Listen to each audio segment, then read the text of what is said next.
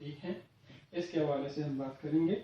लेकिन सबसे पहले हम आते हैं कि बायोलॉजी का जो कोर्स है वो कितने चैप्टर्स पर मुश्तमिल है और जो चैप्टर्स हैं उसकी सेक्शंस क्या हैं। तो हम आते हैं बायोलॉजी की चैप्टर्स की तरफ। बायोलॉजी जो है ग्रेड 9, इसकी बायोलॉजी इंक्लूडेड या कंपोज्ड ऑफ 9 चैप्टर्स। इसमें कितने चैप्टर्स हैं? कुल 9 चैप्टर्स हैं, यानी 9 अबवाब हैं, 1 to 9। ठीक है, ये 1 to 9 चैप्टर्स जो है they are classified into 3 sections. कितने सेक्शंस में ये तकसीम है? 3 सेक्शंस में ये तकसीम है। ठीक है, सेक्शन नंबर फर्स्ट जो है, section first that is of life and biodiversity. Life and biodiversity. This life and biodiversity included 3 chapters. Number first is that of इसमें जो फर्स्ट चैप्टर है that is introduction to biology. Introduction to biology. Second जो है that is solving biological problems.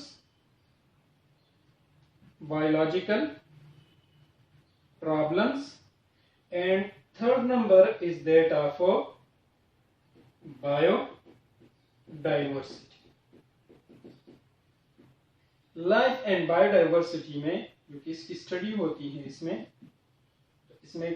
इस 9 chapter में से chapter number first, chapter number 2 and chapter number 3 ये तीनों शामिल हैं।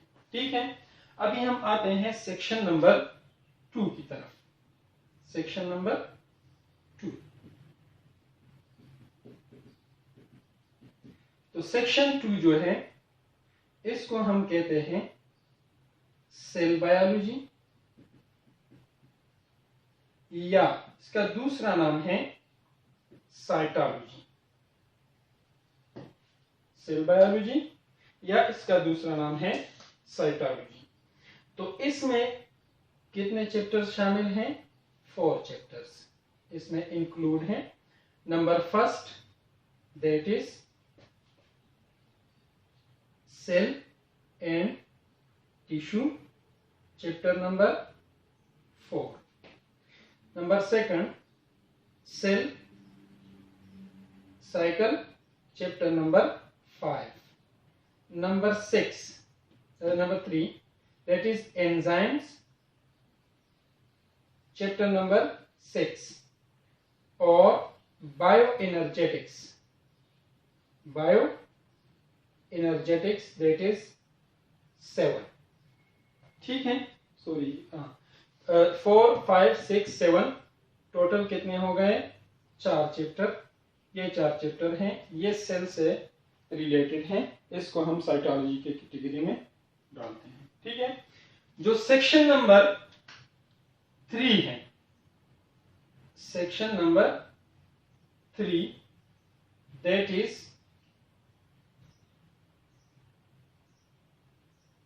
इसको क्या कहते हैं? Life processes. तो इसमें 2 चैप्टर्स इन्वॉल्व हैं, इंक्लूड हैं। एक को हम कहते हैं न्यूट्रिशन, जो कि चैप्टर नंबर 8 है, और एक को हम कहते हैं ट्रांसपोर्ट, जो कि चैप्टर नंबर 9 है। ये सारा कोर्स है ग्रेड 9 का या 9 क्लास का सारा कोर्स है। 9 चैप्टर्स हैं, जिसमें 1, 2, 3 ये 3 चैप्टर्स लाइफ एंड बायोडाइवर्सिटी की स्टडी में शामिल हैं। सेक्शन 2 जो है इसमें chapter number 4 cell and tissue, 5 cell cycle, 6 enzymes, bioenergetics, ये 4 चैप्टर्स जो हैं ये सेक्शन 2 सेल बायोलॉजी या साइटोलॉजी में शामिल है। ठीक है, जो सेक्शन 3 है, सेक्शन 3 में इसको हम कहते हैं लाइफ प्रोसेसेस। तो लाइफ प्रोसेसेस में चैप्टर नंबर 8 न्यूट्रिशन के हैं और चैप्टर नंबर 9 ट्रांसपोर्ट का है। तो ये 9 चैप्टर कंप्लीट हो गए क्लास 9 के बायोलॉजी। ठीक है, ये सारा कोर्स है। अभी हम आते हैं बायोलॉजी की तरफ कि बायोलॉजी है क्या चीज। बायोलॉजी जो है हम अक्सर डेफिनेशन में कहते हैं कि biology it is a combination of two Greek words bios and logos, the study of life X Y Z this. ये हम हमेशा कहते रहते हैं, लेकिन एक जो क्वेश्चन जहन में आता है कि हम कहते हैं कि biology it is a combination of two Greek words। तो ये ग्रीक हम क्यों कहते हैं, ये इंग्लिश क्यों नहीं कहते, ये रोमन क्यों नहीं कहते, ये जर्मन क्यों नहीं कहते? तो इस वजह से हम कहते हैं कि ये जिस वक्त बायोलॉजी में मतलब एडवांसमेंट हुए हैं, तो इसी वक्त ग्रीक जो है वो काफी एडवांस थी, तो इसने अपनी लैंग्वेज में इसको बायोलॉजी का नाम दिया। उर्दू में हम इसको कहते हैं हयातियात, इल्मे हयातियात। ठीक है, it is the combination of two Greek words. वो कौन से हैं? Number first that is bios and second number is that of लोगस।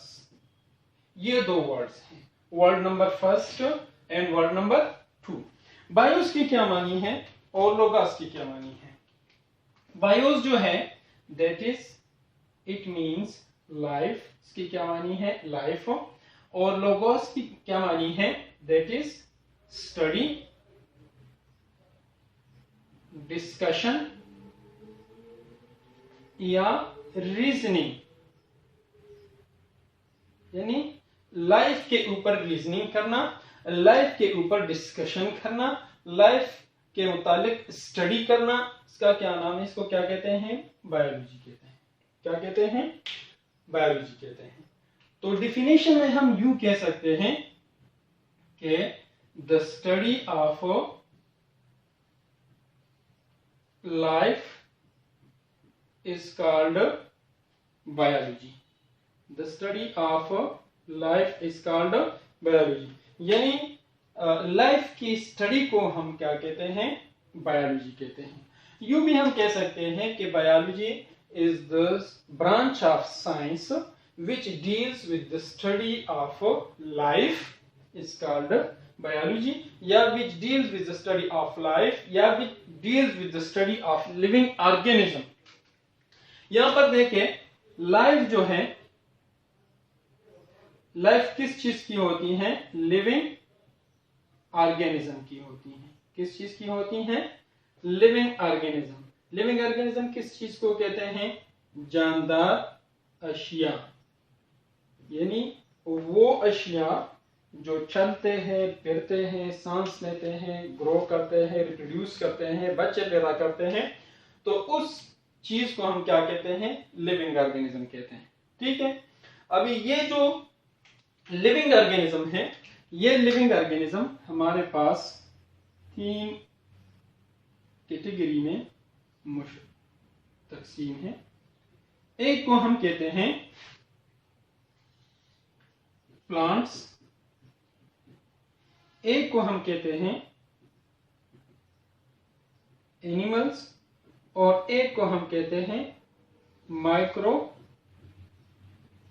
Organisms. ठीक है, यानी प्लांट्स पौधों को कहते हैं, पौधे, एनिमल्स जानवर, और माइक्रो ऑर्गेनिज्म जिसको हम सिंपली जरासीम कह सकते हैं। क्या कह सकते हैं? जरासीम कह सकते हैं। तो जो प्लांट्स हैं, जो एनिमल्स हैं, जो माइक्रो ऑर्गेनिज्म हैं, इन तमामों की लाइफ होती है। ये रिप्रोड्यूस करते हैं, ये बढ़ते हैं, ये इसमें गैसियस एक्सचेंज का अमल होता है, इसमें न्यूट्रिशन का अमल होता है, इसमें रिप्रोडक्शन का अमल होता है, तमाम चीजों में, सॉरी इन 3 कैटेगरीज के ऑर्गेनिज्म में। तो इस वजह से इसको हम क्या कहते हैं? लिविंग ऑर्गेनिज्म कहते हैं, और इन्हीं चीजों की लाइफ होती है। ठीक है, तो इस वजह से हम कहते हैं कि द स्टडी ऑफ लाइफ यानी लिविंग ऑर्गेनिज्म प्लांट्स भी इसमें आते हैं, एनिमल्स भी आते हैं और माइक्रोब भी आते हैं। ठीक है, माइक्रो ऑर्गेनिज्म, इसको दूसरा नाम माइक्रोब्स भी हम उसको कह सकते हैं। ठीक है, तो इसको फिर हम लिविंग ऑर्गेनिज्म के कैटेगरी में क्या करते हैं, शामिल करते हैं। ठीक है, अभी जो बायोलॉजी के मेन ग्रुप्स हैं, जो इसके मेजर या मेन ग्रुप्स हैं या ब्रांचेस हैं बायोलॉजी के, main branches of biology, biology के जो मेन ब्रांचेस हैं ये 3 हैं। क्या है? 3 मेन ब्रांचेस हैं। Number first is botany, number second is zoology, and number third is microbiology। ठीक है, बॉटनी जो है the study of plant, the study of plants is called botany. ठीक है, इसको इल्म नबातात भी कहा जाता है, इल्म नबातात। ज़ूऑलॉजी जो है, ज़ुआ एनिमल को कहा जाता है, और लोजी लोगस से निकला है, यानी लोगस वही मतलब है जिसकी मानी है study. So the study of animals, the study of animals is called zoology। इसको क्या कहते हैं? zoology। जो माइक्रोबायोलॉजी है, माइक्रो की मानी है स्मॉलेस्ट, और बायोलॉजी की मानी है लाइफ या लिविंग ऑर्गेनिज्म, और लॉजी की मानी है स्टडी। ठीक है, so we can say that the study of microorganisms is called microbiology, yeah, the study of those organisms which can be seen by the help of a microscope, which can be seen by the help of a microscope। ठीक है, ये main branches है किस चीज के? Biology के main branches हैं। अब आते हैं सब ब्रांचेस की तरफ। वो ब्रांचेस जो के बॉटनी में भी शामिल हैं, वो ब्रांचेस जो ज़ूऑलॉजी में भी शामिल हैं, वो ब्रांचेस जो माइक्रोबायोलॉजी में शामिल हैं, उसकी तरफ हम आते हैं, जिसमें फर्स्ट जो है that is morphology. Number first क्या है? मॉर्फोलॉजी। ठीक है, मॉर्फ कहते हैं shape and form, form and shape, structure वगैरह। ठीक है, एंड लॉजी लोगस से निकला है, मींस स्टडी।